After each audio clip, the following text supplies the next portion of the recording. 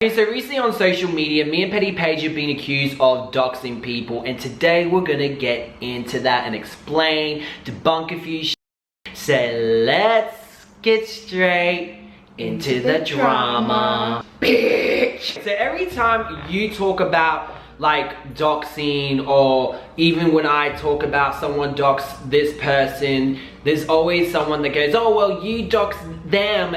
And for you, it's always been, well, you doxed T-Spill, Petty Paige. Not T-Spill, Spill. Oh, Spill, my bad. Hey, T-Spill. I keep confused. So, you dox Spill. Yeah. I went on Twitter because since everyone wants to say we've been doxing, I'm like, okay, show me the receipts of me doxing and Petty Paige doxing. Someone did tweet some stuff, but then the tweets were deleted. Then there's this thing that says you are limited from viewing this tweet, and I'm like, what the hell is going on? Why are you gonna say ish and then block me or do something weird to your profile so I can't see the receipts? From what I know, they're saying that you dox Spill from linking her profile. Is that true? Okay, so how the whole situation with Spill happened was when I was trying to find out information on who the company is, Old Corp, which I originally said as AWED, but I didn't know, like, nobody had actually said it out loud, so I still don't know the difference.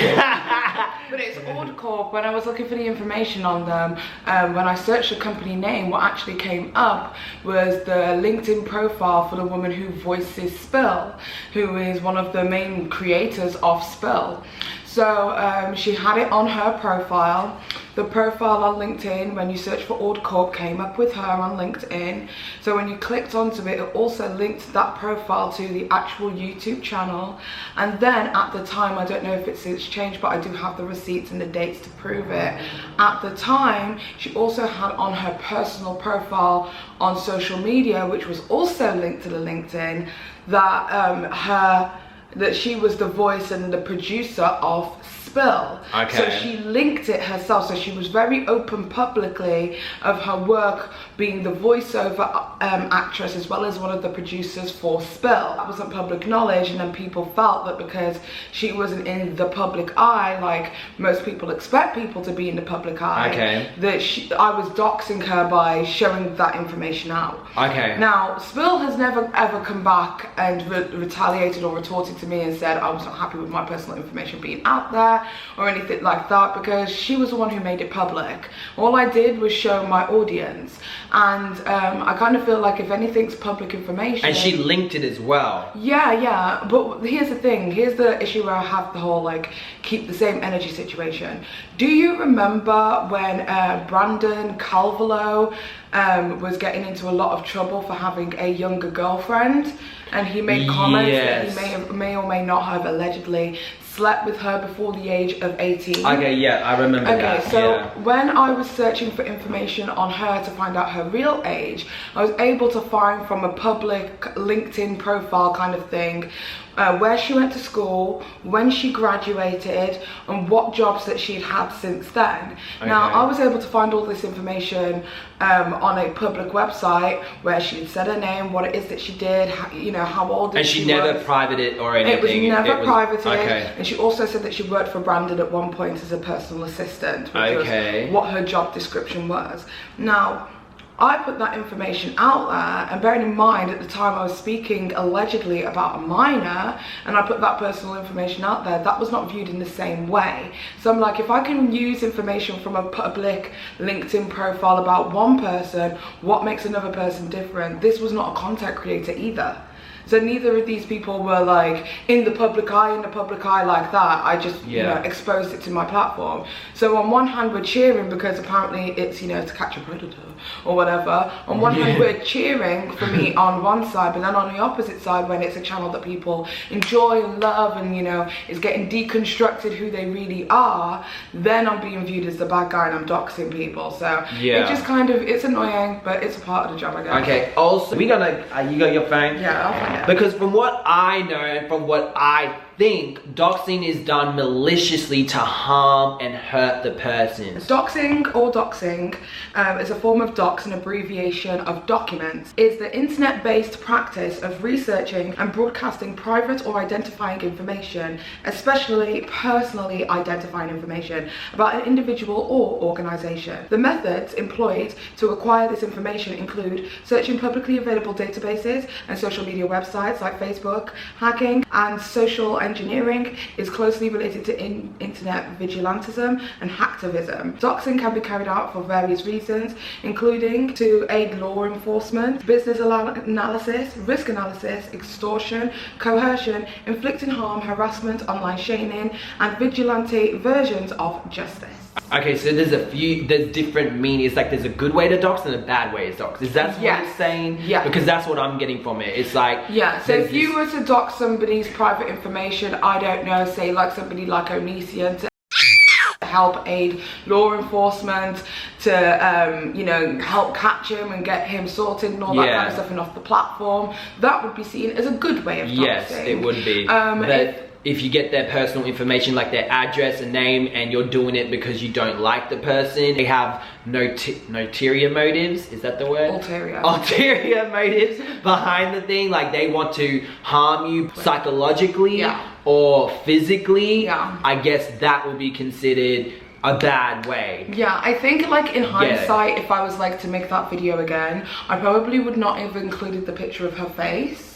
Okay. But I just kind of wanted to make, like, humanize who Spill was. Like, Spill wasn't just one person, it was several humans, it was a collective, it was a conglomerate, it was a group.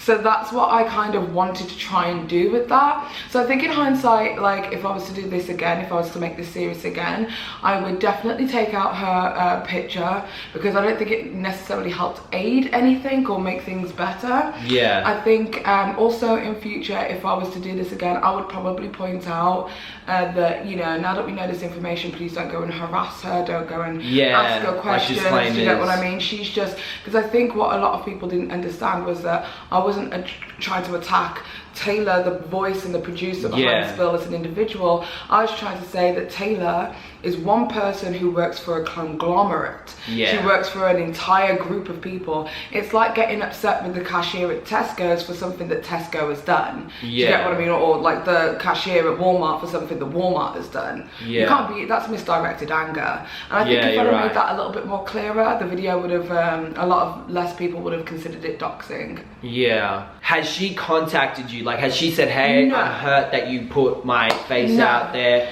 So she hasn't, has she even flagged for privacy on your video or anything? So that tells me that it's not bothering her. No, I think it's because they know that they are part of a conglomerate. But it's also like, okay, so if you think about it somewhere, like if there's a public indiscretion that has been taken place by an individual who works for an organization and that information is made public on the internet, that's also not a form of doxing. So for instance, if you go into, I don't know, Walgreens or something like that, and there was a cashier there who was extremely rude to you, she was, I don't know, racist, misogynistic, bigoted, whatever it is, and you film that experience and you post that on the internet, that's still an identifying member of the public who is not a social media influencer, they're not on a big platform, but because they are a representative of a bigger organization of which you want to do something about this situation, that's also not considered doxing. So there's a very fine line between like what's considered doxing and what isn't, because I mean that's just one person who works for an organization. But what we're trying to do is actually say that the organization itself, the big company, needs to do something about this particular incident. So it just kind of, I don't know. I feel like it's a hate train as well. Like you have people that are going to use that to pin it against you because they operate from a place of hate. They're not going to use common sense, logic. They're just going to attack you and go, oh, well, you did this and this. Okay, make sense of it. You know what I mean? So you also have that as well, and as social medias we get that. Now with me, they're saying I doxed someone because I think it was an incident. I think 2 years ago there was a cyber stalker incident that I had, and I said the person's Facebook name, I believe, that was linked to his other social medias. If not, it was a public profile, and I did say his name. Personal opinion, your personal safety was compromised. It was. And this person was going out of their way to not only attack you via social media, put out false information. That was also coming from my family as well. But was also contacting your family, coming for your family, speaking to individuals who are not on social media. So his personal safety was compromised. So it's kind of like that tit for tat doxing, if that makes sense. Yeah. Like, you've put me in a difficult position where my safety's now compromised. Well, let me show you. I get it. It's a dicey game because people are like, doxing is doxing and it's never right. Yeah, I didn't. But at the same time, I understand why you did. I felt like I wanted to just identify him and his social media platforms. Like, I never wanted to put his, like, I didn't want everyone to have like his address, his phone number. I never did anything like that, you know what I mean? And I feel like he was coming for a lot of people as well in my community, and I wanted everyone to be like aware of the situation, because a lot of people were falling for the tactics and the manipulating things, and also going through crazy shit through that person, you know what I mean? So I think whatever happened has happened. But then you gotta think, like, okay, so like think about it on the flip side as well. Like, say if somebody who has, like, you can bleep all these out by the way, say if somebody had like a harassment crime that's taken place against them or a member of their family or something like that, you know, like the P word, the R word, the S assault word, do you get what I mean? Like those kind of things. If you put a face on the internet and say, this is my abuser, this is what they did to me, they're a terrible person and the world needs to know that this person is gross and disgusting, that is a form of doxing too. So like, where is that line? Like, there's that line, and a lot of people will have that person's back, especially if it's true, you know what I mean? And I had all the receipts and everything to show that this guy was a cyber stalker. So everything, the evidence, receipts for 1 hour video of, I think it was 1 hour 30 minutes actually, of receipts and information to prove everything that I was right and everything was accurate. So it wasn't, you know what I mean? So I definitely don't feel it was like me maliciously trying to harm and hurt someone. I don't see it as that. It was for me to protect myself and let everyone know what was going on who also was getting harmed by the situation. So I feel like the people that are coming for me are probably also people that maybe they just didn't understand, that difference, or they're just operating from a place of hate. And they don't like that, and they don't like me, so they're very biased. And that's why they are doing what they're doing and accusing me of shit. Give me your opinion though. I honestly want to know what you think about this, her situation and my situation.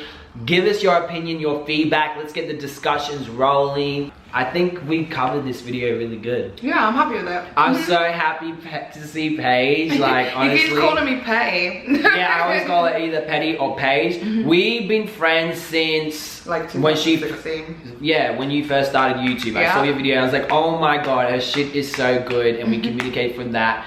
And then we've just like, when that scene was around, they had the beauty drama channels also starting off. Me and her and Margot have been really good friends for a long time, and we've never had any issues. We've never fallen out. Never talked shit bad about each other. But we also still call each other out when we're wrong. Especially, we've done that in the DMs. But we'll speak privately to each other because that's what friends do. We don't put it out publicly. It's privately first, and we sort it out that way. It's not blasting it to the world like, hey, this person's doing it. Blah, blah, blah. But I'm so happy to be with you. Anyway guys, make sure to go to her channel, check it out. Go to her channel and check out the video I've done over there. Subscribe to her channel. Let's get this video to 3,000 likes. And I'll see you guys in another drama video. Bitch!